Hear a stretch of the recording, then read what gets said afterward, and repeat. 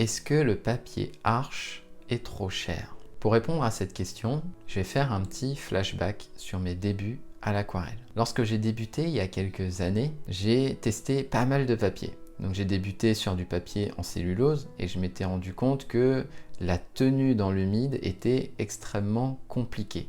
En fait, lorsque je mettais une première couche de la vie, un premier passage de peinture, je laissais sécher et qu'ensuite je repassais derrière, la première couche de peinture avait tendance à s'effacer, que les pigments avaient tendance à partir.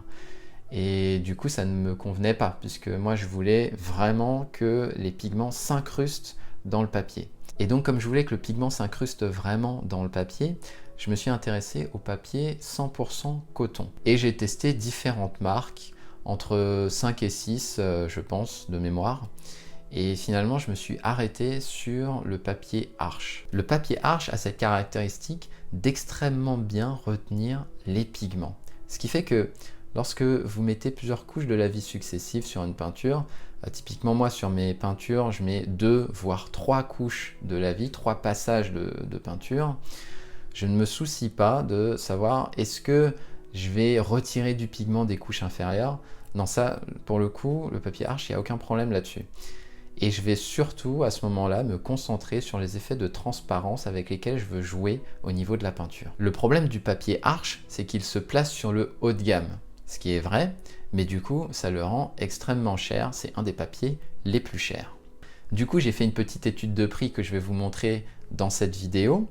Et par rapport à ça, eh bien, vous aurez à ce moment-là un choix éclairé en termes de prix par rapport à d'autres types de papier et par rapport à d'autres formats de papier. À l'heure où je fais cette vidéo, je vais me baser sur les prix que je trouve sur un site qui s'appelle Le Géant des Beaux-Arts. C'est le site que j'utilise pour me procurer le matériel dont j'ai besoin et notamment dans la description, je vais vous mettre les liens vers le matériel que je recommande en termes de papier. Alors juste pour préciser, je ne reçois aucune commission sur les liens que je vous recommande dans cette description. C'est juste une expérience que je vous partage, c'est mon expérience et la façon dont j'ai optimisé le prix pour acheter du papier Arches. Alors, en termes de format de papier, ce qu'il faut voir, c'est qu'il existe principalement 2 formats de papier. Il y a le papier encollé 4 côtés, où là, vous avez un bloc en général d'une vingtaine de feuilles, selon une dimension que vous avez choisie, et qui vous permet de peindre sur le vif, sans avoir besoin de scotcher le papier sur une planche de bois. Et d'un autre côté, vous avez le papier que vous devez découper vous-même, et que vous devez ensuite scotcher sur votre planche de bois. Alors moi j'utilise les deux. Je vais utiliser des blocs encollés 4 côtés si je dois aller peindre à l'extérieur ou si je vais faire un séjour ou si je pars en vacances quelque part, puisque en termes logistiques c'est beaucoup moins lourd. Je n'ai pas à transporter une planche de bois ni un rouleau de scotch, ça prend moins de place et c'est plus rapide à mettre en place au niveau de l'atelier. Par contre lorsque je vais peindre chez moi, là j'ai ma planche de bois, donc je vais avoir tendance à utiliser des feuilles d'aquarelle dans un format particulier qui est le format Jésus. Ce format Jésus, les dimensions sont de 56 cm par 76 cm. Et alors 90% de mes aquarelles se font chez moi, du coup c'est vraiment le format que je vous encourage à adopter puisque c'est celui qui va vous permettre de faire le maximum d'économies. Ne serait-ce qu'entre ces 2 formats-là, si vous prenez un bloc encollé 4 côtés Arches de 26 par 36 cm, que ce soit du grain fin ou du grain torchon ou du grain satiné, ça vous coûtera 41,50 € pour un bloc de 20 feuilles. C'est-à-dire que la feuille va vous coûter plus de 2 €. Par contre, si vous prenez un sachet de 5 feuilles Arches au format Jésus, c'est-à-dire 56 cm par 76 cm, ça va vous coûter 25,75 €. Et chacune de ces grandes feuilles-là, vous allez pouvoir les découper en 4, pour que pour chacune de ces 4 petites feuilles, la dimension soit en moyenne de 28 cm par 38 cm, ce qui se rapproche beaucoup du bloc encollé 4 côtés de 26 par 36 cm. Et au final, vous vous retrouvez avec une feuille de 28 par 38 cm qui vous coûte environ 1,30 €. Et alors sur le Géant des Beaux-Arts, 2 à 3 fois par an, ils font des promos de l'ordre de 20%. C'est-à-dire que de 1,30 € au niveau de votre papier, au niveau de votre feuille de papier, vous pouvez basculer à peu ou prou 1 €. Alors par contre, lorsqu'ils font ces promos-là, il faut vraiment en profiter. C'est-à-dire que moi, j'hésite pas à acheter, on va dire, 4-5 gros sachets de 5 feuilles de papier Arches pour pouvoir en avoir tout un stock, et ça me dure des mois et des mois pour pouvoir faire le maximum d'aquarelles sans forcément me mettre la pression en me disant « Ouh là là, je vais plus en avoir assez » ou « J'en ai pas commandé assez ». J'en ai toujours une bonne réserve et comme ça, je suis tranquille pour des mois. Alors effectivement, ça va vous demander un budget, mais c'est un budget que vous n'allez dépenser que ponctuellement sur les sites sur lesquels vous allez vous procurer le matériel et lorsqu'ils proposent des promotions intéressantes. Du coup, sur le long terme, ça va vous faire gagner de l'argent. Alors on pourra toujours argumenter le fait que 1 € par feuille, ça reste quand même cher, mais si on met ce montant en perspective, et notamment un montant pour un produit haut de gamme, puisque le papier Arches c'est du haut de gamme, si on met ce montant en perspective par rapport à d'autres supports, d'autres médiums, tels que des châssis entoilés en lin, on se rend compte que pour des dimensions du même ordre de grandeur, 20 cm, 30 cm, on est facilement entre 5 et 10 € pour un châssis entoilé en lin. Alors après, le débat est infini puisque on pourra toujours dire oui, mais moi le châssis entoilé, je ne l'encadre pas, je n'ai pas besoin de l'encadrer, j'ai juste besoin de l'accrocher. Alors qu'une feuille de papier à l'aquarelle, elle a quand même besoin d'être encadrée.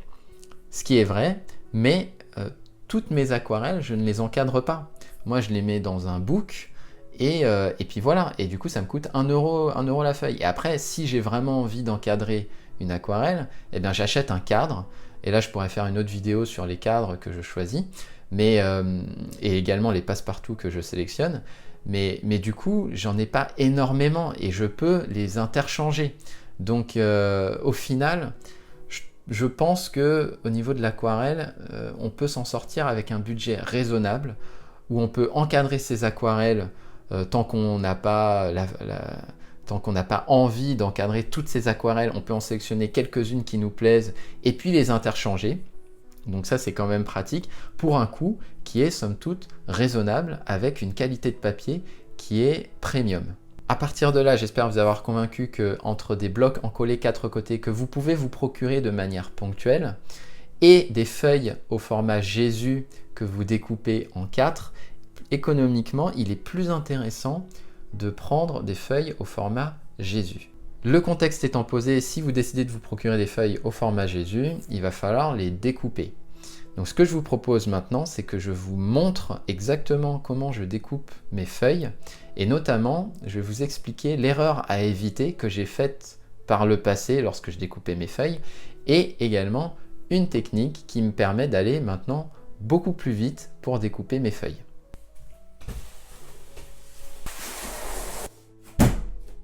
Donc voilà, ça c'est la commande que j'ai reçue du Géant des Beaux-Arts.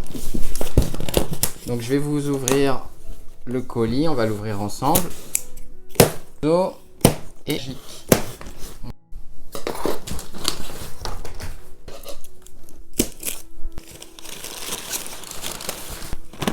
ah, il y a des gobelets. Bon bah c'est pas mal ça, peut-être que ça me servira pour rincer les pinceaux. Alors ça, je pense que ce sont des tubes de peinture. Ouais, j'ai pris de la teinte neutre. Et là, le gomme goutte. Donc ça, c'est un jaune plutôt transparent, assez chaud. C'est le bleu primaire de Winsor, le rouge primaire de Winsor et le jaune primaire de Winsor. J'ai pris les trois. Et alors, ce qui nous intéresse là, ce sont nos fameux paquets de 5 feuilles. 5 feuilles Arches 300 grammes grain torchon au format Jésus. 5 feuilles pareil Ça m'en fait 10, 15, 20 et 25. Donc je vais les découper. Je vais en prendre une que je vais découper en 4 pour vous montrer comment je fais. Et puis là, potentiellement, j'ai 100 aquarelles qui m'attendent. Puisque à 25 x 4, ça me fait bien 100. Et sauf si je décide de faire une aquarelle sur un demi-format, un demi-Jésus, ou sur un format Jésus entier.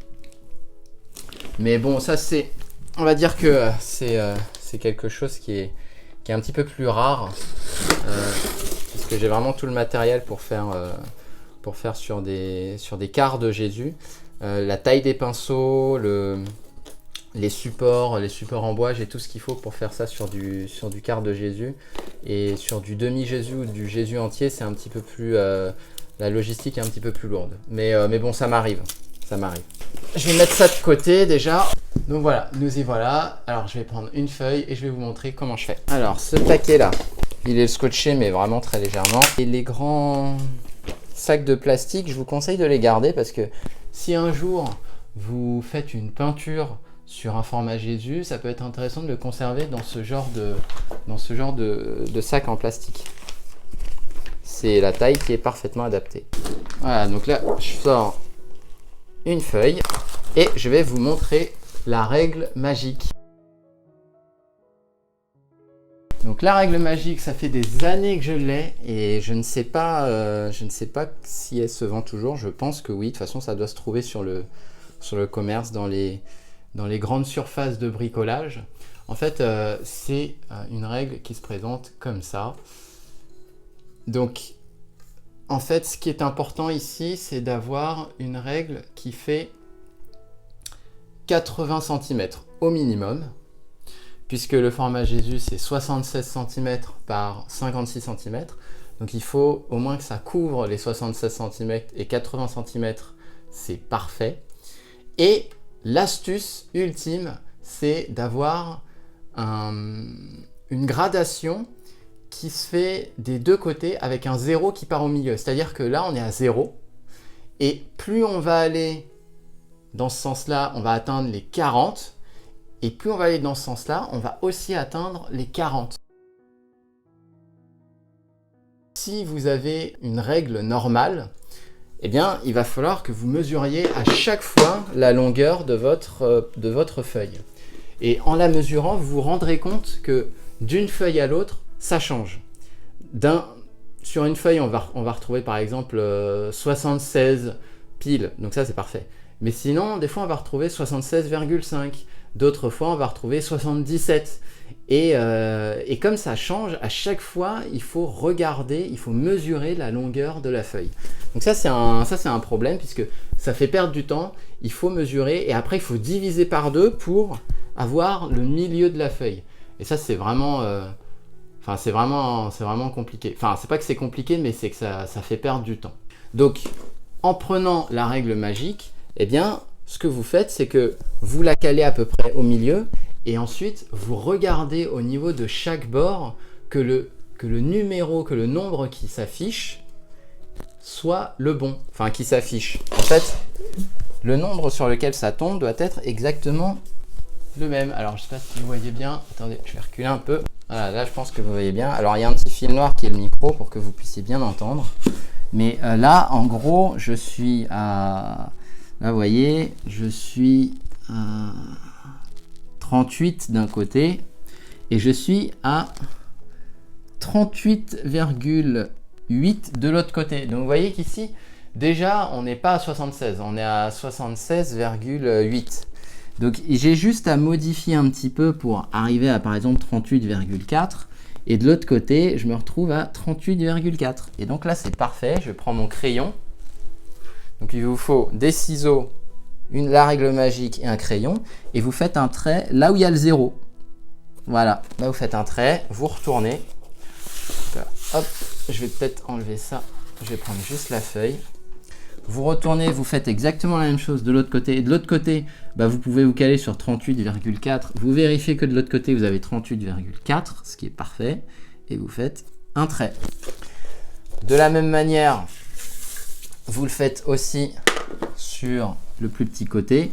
Donc ici, comme on est à peu près à 56, c'est pareil, c'est pas vraiment 56, c'est un petit peu c'est un petit peu plus souvent. Donc là, je regarde, je suis à 28 d'un côté et je suis à 29 et quelques de l'autre côté. Donc je décale un petit peu.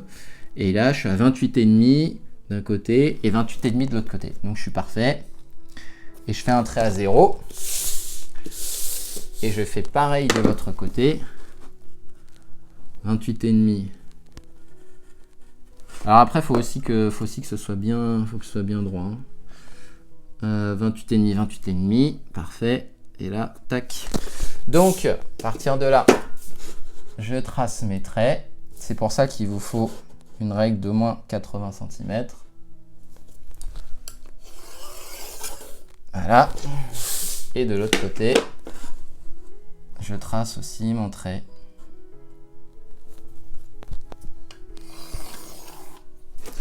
Et voilà. Et là, vous prenez vos ciseaux et vous découpez. Alors au début, l'erreur que je faisais, c'était que je voulais aller plus vite que la musique. C'est-à-dire que je prenais 2 feuilles, 3 feuilles, voire 3 feuilles des fois. 3 feuilles, ça devient difficile, surtout sur un papier de densité 300 grammes par mètre carré.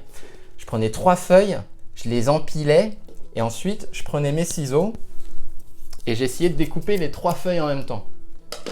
Et ça a été l'erreur parce que ce qui se passe, c'est que quand vous avez ne serait-ce que 2 feuilles empilées, celle du bas va bouger parce que au fur et à mesure que vous allez découper les 2 feuilles, celle du bas va un petit peu se décaler. Donc vous allez vous retrouver, et en plus les feuilles ne sont pas de la même dimension. Donc vous allez vous retrouver avec un vrai décalage et des feuilles qui ne sont pas identiques entre elles. Il y en a une qui va se retrouver à être beaucoup plus petite que l'autre. Et derrière, au niveau des encadrements, ça va être vraiment très compliqué. Donc, ce que je vous recommande de faire, du coup, malheureusement, ça prend un peu plus de temps, mais c'est de les découper une par une. Mais après, ça va relativement vite, hein. Surtout si vous avez des bons ciseaux. C'est pas forcément ce qui prend le plus de temps. Et puis après, ce qu'il faut vous dire aussi, c'est que ça, c'est un investissement. C'est-à-dire que vous le faites sur 5 feuilles et vous allez avoir tout de suite 20 paysages à l'aquarelle potentiels, 20 aquarelles. 20 aquarelles, ça, si vous faites 2-3 aquarelles par semaine, ce qui est déjà un bon rythme, eh bien, vous allez pouvoir tenir facilement 2-3 mois, quoi. Et il me reste une dernière découpe à faire. Et voilà. Donc voilà, là j'ai mes 4 feuilles et du coup qui sont de taille identique. Donc c'est ça l'avantage de le faire, ça vous coûte moins cher. Là chaque feuille ça revient à 1 € finalement. Et je trouve ça aussi plus satisfaisant parce que lorsque je retire le scotch d'une aquarelle d'une feuille que j'ai scotchée, il y a ces fameuses bordures blanches qui se forment et je trouve ça vraiment super beau puisque ça met encore plus en avant une aquarelle que vous venez de réaliser. Donc voilà, pour résumer, l'erreur à pas faire, c'est d'empiler les feuilles entre elles pour essayer d'aller plus vite.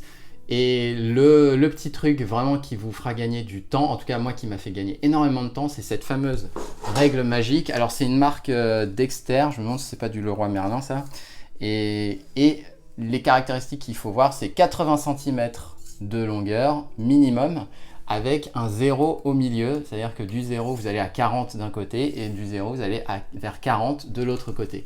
Comme ça, votre repère ça reste toujours le 0 et ça sera beaucoup plus facile et plus rapide de pouvoir diviser en deux chacune des feuilles.